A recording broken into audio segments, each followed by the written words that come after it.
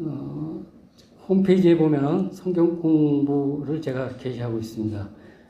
제가 매일 올리면서도 그 말씀 준비하는데 참 많이 도움이 된 것 같습니다. 오늘은 마태복음 5장 말씀 가운데서 산상수 말씀과 팔복에 관한 말씀인데 팔복 중에 마음이 청결한 자를 중심으로 말씀을 좀 전하려고 합니다. 예수님은 산상수를 통해 하나님 백성이 살아가야 할 삶의 모습을 보여줌으로써 그리스도인은 하나님의 구원을 받아 천국 백성이 되었습니다. 예수님은 산상수를 통해서 천국 백성의 중요한 특성의 말씀은 바로 은혜의 삶입니다. 예수님의 복음 역사가 강력하게 진행되자 수많은 무리가 예수님을 따르게 되었습니다. 예수님은 무리를 보시고 산에 올라가 앉으시고 천국의 가르침인 팔복의 내용을 가르쳐 주셨습니다. 세상 사람들이 생각하는 복은 부자가 되거나 건강하거나 높은 지위를 차지하거나 자녀들이 별탈 없이 잘 사는 것 등 눈에 보이는 육신에 속한 것들이 잘 되는 것을 가리켜서 복이라고 말하는데 물질적이거나 세상적인 복만을 생각하게 됩니다. 그러나 복은 물질적, 세상적 복을 초월하는 영적인 복을 의미합니다. 그래서 복이 있으려면 애통하고 온유하고 의에 줄이고 목마르고 긍휼히 여기며 마음이 청결하고 화평하게 하고 의를 위하여 박해받아야 한다고 말합니다. 우리는 심령이 영적으로 깨어있을 때 진정한 하늘의 영광을 바라볼 수 있습니다. 그러므로 외적이고 세상적인 복이 아닌 내적이고 영적인 복의 길에 서서 예수님의 허락하신 하늘의 기쁨과 즐거움을 경험하시기 바랍니다. 팔복 중에 신령이 가난한 자는 스스로 힘으로 의식주를 해결하기 어려운 자를 가리킵니다. 신령이 가난하다는 의미는 용기가 없거나 물질적으로 궁핍함을 말하는 것이 아니고 자신의 영적인 파트너를 솔직히 시인하며 하나님 앞에 선 인간은 무가치하며 오직 하나님만을 의지할 수밖에 없다는 사실을 자백하는 것입니다. 심령이 가난한 자는 영적으로 하나님을 의지할 수밖에 없음을 자각한 자들입니다. 하나님만을 바라보고 의지하는 가난한 마음, 하나님은 그 마음을 받아주십니다. 그 팔복에 애통하는 자를 보면 애통은 기쁜 상실감을 느끼며 힘들어하는 것을 의미합니다. 뼈를 깎는 듯한 고통을 느끼는 슬픔입니다. 슬픔은 인간의 실존적인 상황입니다. 인간은 슬픔을 피해서는 살 수는 없습니다. 그러므로 우리는 슬픔을 도피해서 사는 것이 아니고 슬픔을 가감하게 받아들이는 자세를 취해야 합니다. 기독교인들은 슬픔을 당한 자와 함께 슬픔을 나눌 수 있는 사람들입니다. 이렇게 심령으로 애통하는 자는 위로자이신 예수님과 성령님의 위로를 받게 되므로 예수님은 이것이 바로 복 있는 것이라고 하셨던 것입니다. 또 팔복의 온유한 자, 온유는 성령의 열매 중 하나인데 온유한 자는 타인에 대하여 관대하며 죄인에 대하여 회개할 때까지 인내하는 자입니다. 즉 주님의 마음을 본받은 자를 가리킵니다.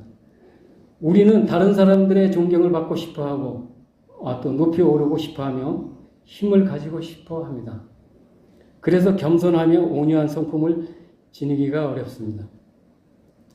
온유해지기 위해서는 하나님의 다스림을 받아야 합니다. 감정에 따라 행동하다 보면 정의를 잃을 길을 놓치게 됩니다. 온유한 마음으로 최선을 다하고 나머지는 하나님께 맡기시기를 바랍니다. 또 의에 줄이고 목마른 자는 모든 사람이 죄를 범하여서 하나님의 영광에 이르지 못하며 의인이 없나니 하나도 없다고 성경은 말하고 있습니다. 그래서 완전한 의이신 예수님께서 이 땅에 오셔서 우리의 모든 죄를 담당하시고 죽으셨고 하나님께서는 그 예수님을 믿고 영접한 자를 의롭다고 인정하셨습니다. 그러므로 하나님의 의는 예수 그리스도입니다. 의에 줄이고 목마른 자는 하나님을 찾고 또 또 찾고 예수님을 간절히 만나고 또 닮고 예수님처럼 살고자 몸부림치는 사람을 말합니다. 다음에 긍휼히 여기는 자. 긍휼히 여기는 것은 불쌍히 여겨 동전하는 것, 힘써 이해하며 용서하는 것을 의미합니다. 한 사회가 잘 유지되는 것도 사람들의 피차 긍휼히 여기기 때문입니다. 부족하고 연약한 우리의 인간은 하나님의 긍휼함을 받아야 살 수 있습니다. 그 누구도 하나님의 긍휼함이 없었더라면 우리는 아무도 이 자리에 올 수 없었을 것입니다. 하나님께서 우리에게 긍휼을 베풀어 주셨기 때문에 하나님의 자녀가 된 우리 모두도 주님의 삶에 따라 남에게 긍휼을 베푸는 삶이 되어야 합니다. 그 다음 화평케 하는 자. 화평이란 말은 히브리어로 샬롬을 의미합니다. 화평하게 하는 자는 하나님의 사랑으로 모든 사람을 대하는 사람을 의미하며 화해를 지속시키기 위해 진리를 지키고 솔직하고 진실한 관계를 만들어 나가는 사람을 의미합니다. 우리는 하나님의 화평한 관계를 유지해야 합니다. 하나님을 사랑해야 하고 진솔한 모습으로 하나님 앞에 나아가야 합니다. 그러나 하나님 앞에 하는 고백은 결코 부끄러운 일이 아닙니다. 이는 겸손하게 자신을 하나님 앞에 내려놓은 경건의 훈련입니다. 하나님과 마음을 같이 하시기를 바랍니다. 우리의 마음을 높은 곳이 아니라 하나님 앞에 내려놓고 감사함으로 나아가기를 원합니다. 의를 위하여 박해받는 자. 문자적으로 보면 의를 위하여 박해를 받고 핍박을 받은 자만이 천국에 들어갈 수 있다는 것처럼 보입니다. 하지만 천국에 들어가는 자는 예수님을 나의 구주로 믿는 자입니다. 즉 예수님께 나의 죄를 대신 짊어지고 십자가에서 죽으시고 3일 만에 부활하셨다는 것을 믿는 자가 들어가는 곳이 천국입니다. 박해와 핍박은 그것은 자신이 저지른 실수나 잘못으로 인하여 받는 박해가 아닙니다. 또한 다른 누군가가 의견이 달라서 받는 것도 아니고 세상의 정의를 실현하기 위해 받는 핍박도 아닙니다. 오직 예수님으로 인하여 받는 박해와 핍박을 말하고 있습니다.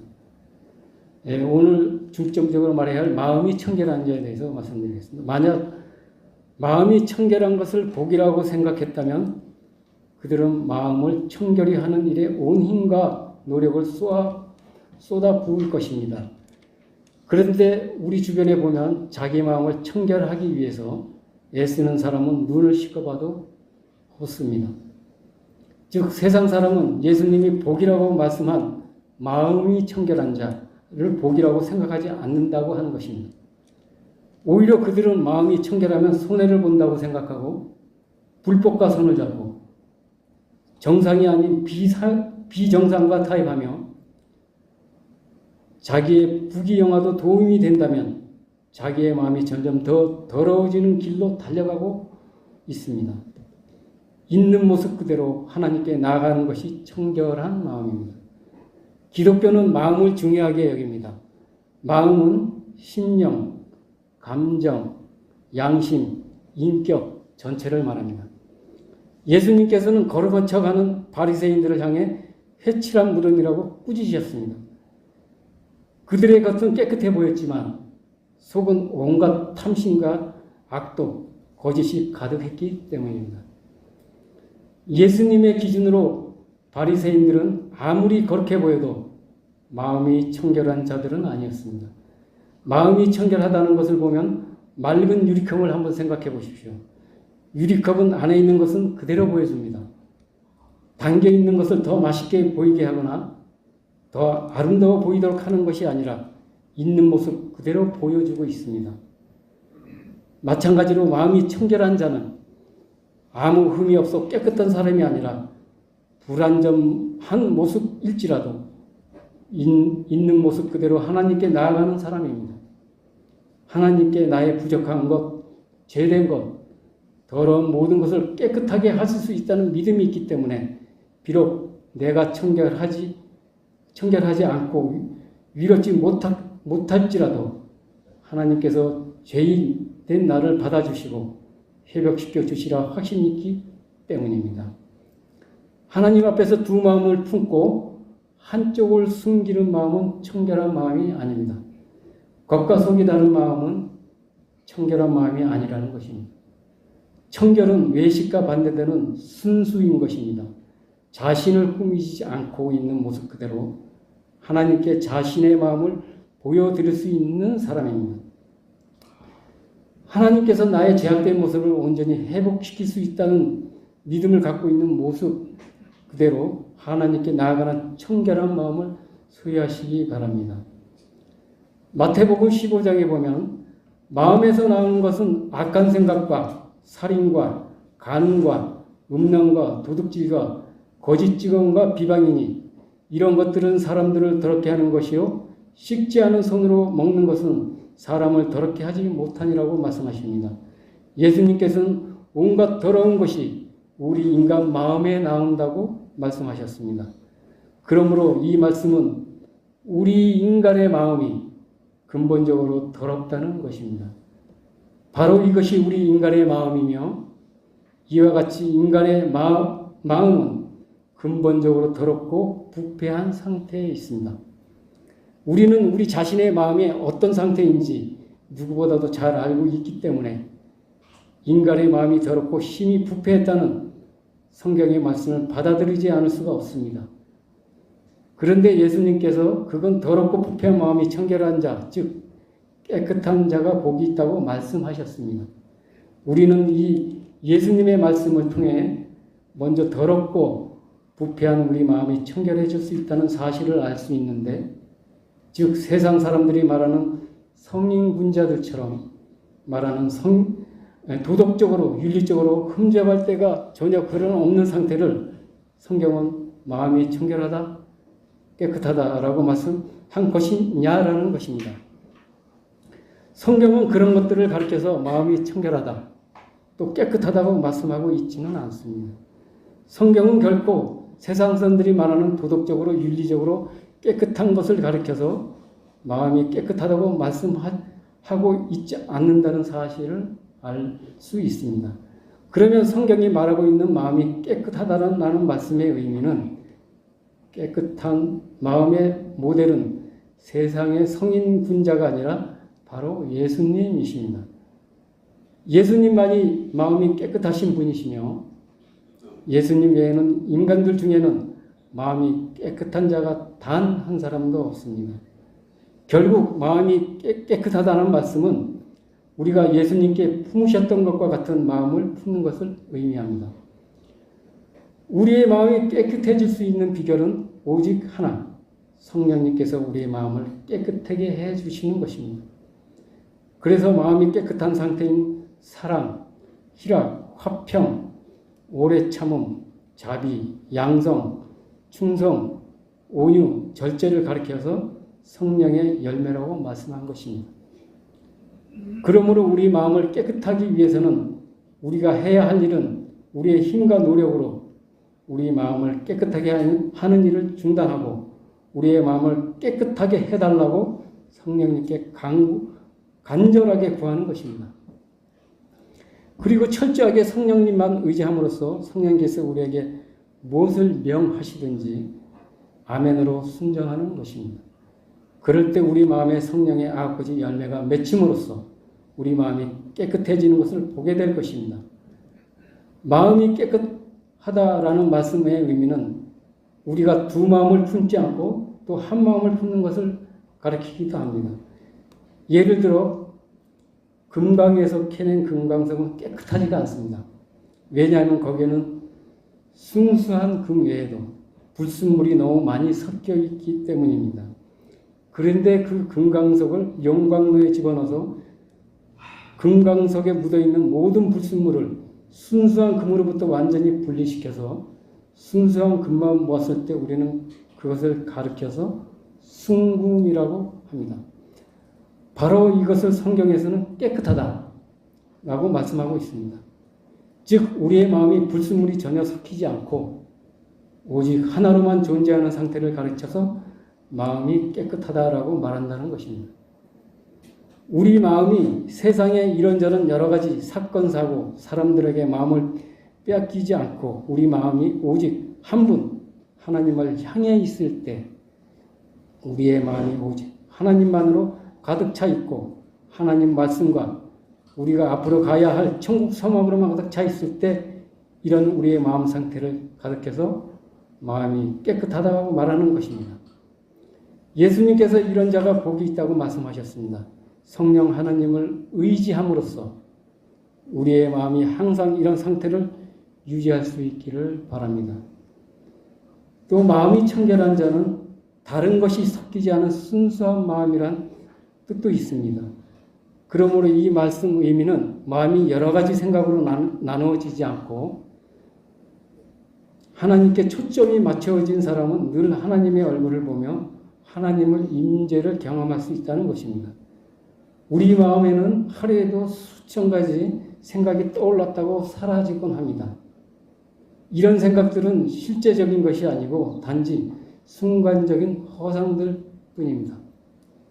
그런데도 우리가 이러한 생각을 내 것으로 생각하고 붙들면 그 생각에 사로잡혀 우리 마음이 분산되는 것입니다. 이 마음의 분산이 바로 세상의 염려와 장래 걱정으로 나타나는 것입니다.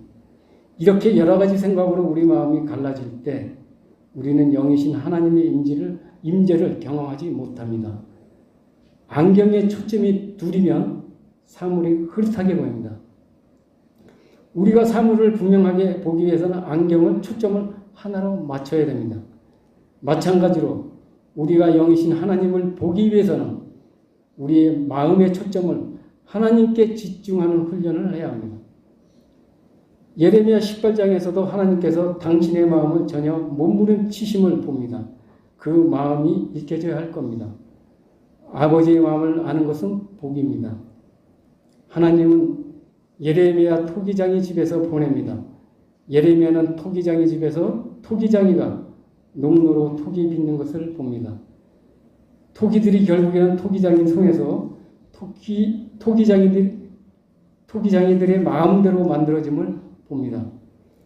하나님의 마음은 분명합니다. 나는 너희들 아름다운 토기로 귀한 토기를 만들고 싶다. 그런데 너희들이 자꾸 내 뜻을 어겨 어쩔 수 없이 토기를 부술 수밖에 없구나 하는 겁니다. 내가 부수려 해도 그들이 나에게 돌아서면 내가 그들이 다시 아름답게 빚을 것이고 내가 아름답게 빚으려 해도 나의 뜻을 어기면 어쩔 수 없다 하는 겁니다. 하나님의 마음이 무엇인가 생각해보면 조금 알 수 있을 것 같습니다. 하나님은 성급하고 조급한 마음, 또 미움, 시기, 질투의 마음, 분노하고 가격한 마음보다 기뻐 감사하고 좋은 마음, 또 너그럽고 인자한 마음, 화평하고 사랑한 마음을 원하실 겁니다. 사람들의 마음은 수백 가지가 많은 것 같습니다. 우리 사람의 마음도 똑같아서 그 안에 무엇을 담느냐에 따라 좋은 대접을 받을 수도 있고 천덕꾸러기가 될 수도 있습니다. 우리 마음속에 담겨져 있는 것이 무엇이냐에 따라 사람 대접을 받느냐 못 받느냐 하는 것입니다. 불만, 시기, 불평등 좋지 않은 것들을 가득 담아주면 욕심쟁이, 심술쟁이가 되는 것이고 감사, 사랑, 겸손 등 좋은 것을 담아두면 남들로부터 대접받는 사람이 되는 것입니다. 무엇을 담냐 하는 것이 어느 누구의 책임도 아니고 오직 바로 나 자신입니다. 마음에 겸손, 감사, 사랑을 담으면 내 마음 항아리에 가득 담은 것 같이 내가 행복해집니다. 우리 마음 유리창에 더러운 때가 가득 차 있으면 하나님의 모습이 희미하게 보일 때 있습니다. 때때로 우리 인간의 마음은 거짓과 위선으로 가득 차 있습니다. 사람의 마음이 부패하고 더럽게 된 이유는 마음에서 일어난 제약된 본성으로 인해 끊임없이 더러워지는 이유입니다. 우리는 하루에도 5만 가지 생각으로 마음을 지키지 못할 때가 많이 있습니다. 이렇게 더럽혀지는 마음으로부터 우리는 자유로울 수 없는 사람이 아무도 없습니다. 우리 마음의 창은 항상 완전한 깨끗함으로 있을 수는 없는 것입니다. 그렇다면 어떻게 우리 마음을 청결하게 할 수 있고 깨끗하게 하게 할 수 있을까요? 부정적인 일들은 모두 지워버리는 게 좋습니다.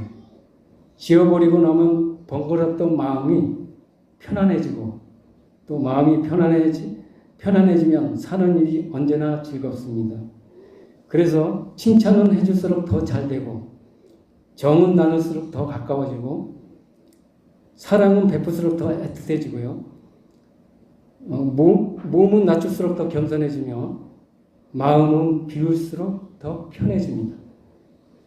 결론적으로 말하자면 마음이 청결하고 하나님을 원하는 마음이 되려면 평신도가 가까이 깨어 건강하게 이루어가는 교회가 되어야 된다는 말씀을 결론적으로 하고 싶습니다. 얼룩진 한국교회의 병든 모습을 나열해보면 사회적 권위주의, 또 개교의 패권주의, 차별주의, 기복신앙, 외형 성장주의, 불투명한 교회 재정운영, 도덕적 타락, 목숫자 세습, 목회자의 권위주의, 사회적 사명의 실종, 또 평신도의 우민성, 징계처벌의 약화, 교회 내 권력 강압 인치 및 배제, 인간 재성에 의한 타락 등을 들을 수 있습니다.